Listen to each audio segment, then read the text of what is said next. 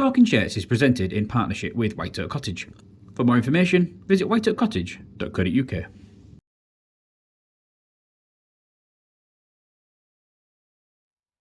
Welcome to episode 78 of Talking Shirts. I'm Mike from Hull Car Shirts, and today we're going to take a look at the 2008 away shirt.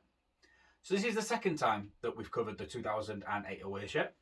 The first time was when we covered Jake Webster's 2008 away shirt, and this time we're going to take a look at the other Webster, Jake.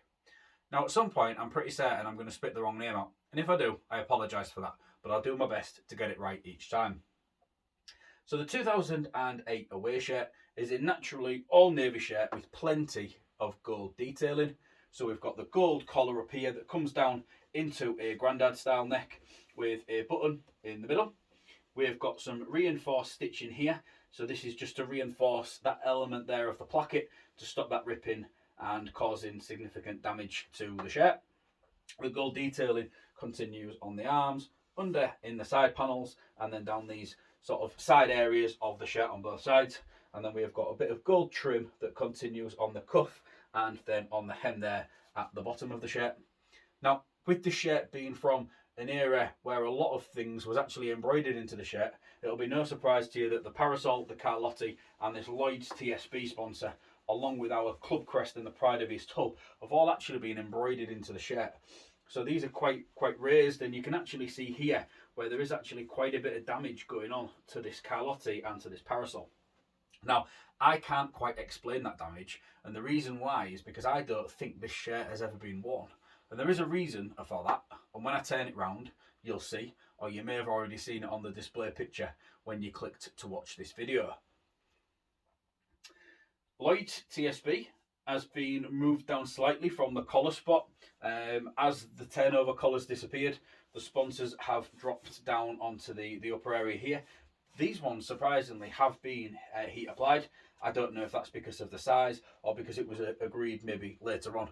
But Lloyd's TSB does feature quite heavily on the shirt, so it could have just been a late addition.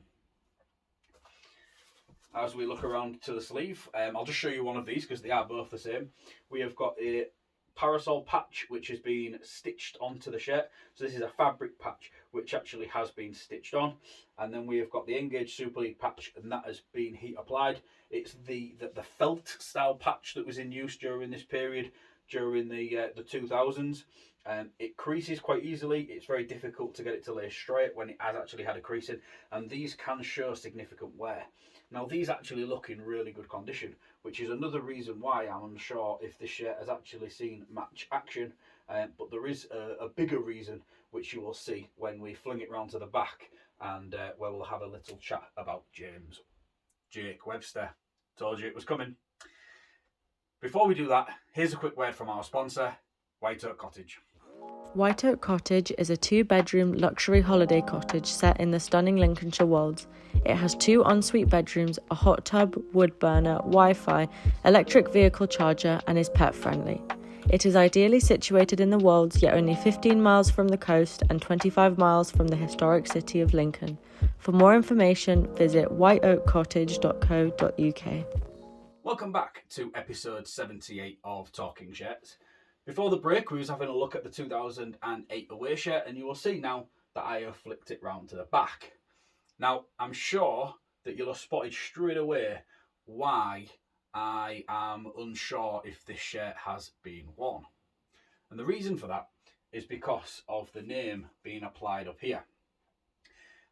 If you think back to episode 57, or if you haven't, feel free to go back and check that one out, because there is quite a bit of information in there about name placement and where it actually appears on a shirt. You'll notice that this Webster up here was actually applied underneath the Lloyd's TSB branding, but that was only only after it had been applied at the bottom of the shirt.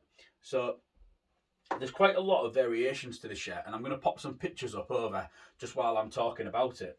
So on this occasion, we've got the Webster above the Lloyd's TSB. Originally, the name was all the way at the bottom of the shirt, which you will see, before the Super League told the club that they had to then change it, which then meant the name went below the Lloyd's TSB sponsor, and the number dropped a little bit lower on the shirt. So that's 3 different ways that a name has been applied to the back of a shirt. Now, I can't find any evidence that this shirt was worn with the name applied like it has. I just can't find it anywhere. It's maybe out there, maybe I just haven't seen it. If anybody knows anything, feel free to reach out, because I do find these intricacies with shirts very fascinating, and this is kind of probably one of the main reasons why I started doing Hull KR shirts, was to learn a little bit more about these little stories that people don't know about, those untold stories that somebody with the knowledge and with the ambition to research can actually, put out there. And that's hopefully where I step in. So yeah, it's really strange to see that up there.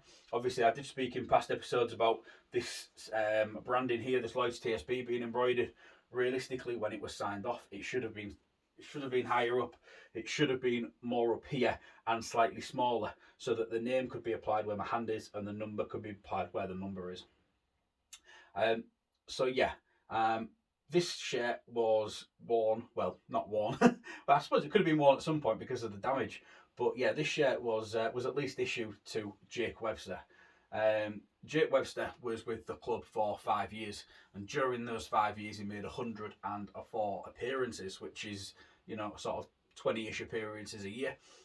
He was somebody who was sort of hampered quite a lot by injury during his time in Hull, and I think when the club made the decision to release him at the end of the 2012 season, I don't think there would have been many fans that would have said it was the wrong decision.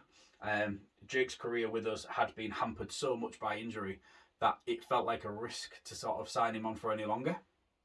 And then this is where it gets interesting, because in 2013 he moved on to the Castleford Tigers, where he would stay for the next 6 years. So he actually stayed at Castleford longer than he was actually with Hull KR. And in that time he made 124 appearances. And he probably went on to become a bigger name and a bigger star for the Castleford Tigers than he did actually at Hull KR. And as much as that is a shame from our perspective, I'm so proud that Jake went on to Castleford and sort of turned his career around in terms of going from somebody who was always injured to somebody that went on to make, a further 124 appearances. Because even if you look at the averages, he averaged 20 games a season at Hull KR and he averaged 20 games a season at the Castleford Tigers. But to do that over an 11-year spell, when people thought that Jake was coming towards the end of his sort of ability to offer sort of Super League level performances, he actually managed to kind of sort of turn around his career and rejuvenate himself with Castleford, and he went on to sort of achieve probably a lot more at Castleford than he ever did at Hull KR, and for that it's a shame that we never got to experience that. However, I do feel like it's a very good achievement for Jake that he went on to be able to do that. Absolutely. So yeah, that's your tour around this 2008 away shirt. Something slightly different. Hopefully something you've never seen before. But if it is something you've seen before, tell me about it, because I want to know. I'm always trying to find out little stories and bits and things that I'm not aware of. So yeah, if you do have any information, please feel free to reach out. That's everything for episode 78. Please feel free to follow me on social media. All sorts of different shirt-related content going on there. And obviously we've got the website and the back catalogue of episodes of Talking Shirts. If you ever find yourself in with a rainy morning and you want to have sort of a little bit of a dig and a dive into the history and the heritage of Hull KR. Thank you very much for watching. Check back in another couple of weeks and I'll be back with episode 79. Bye for now.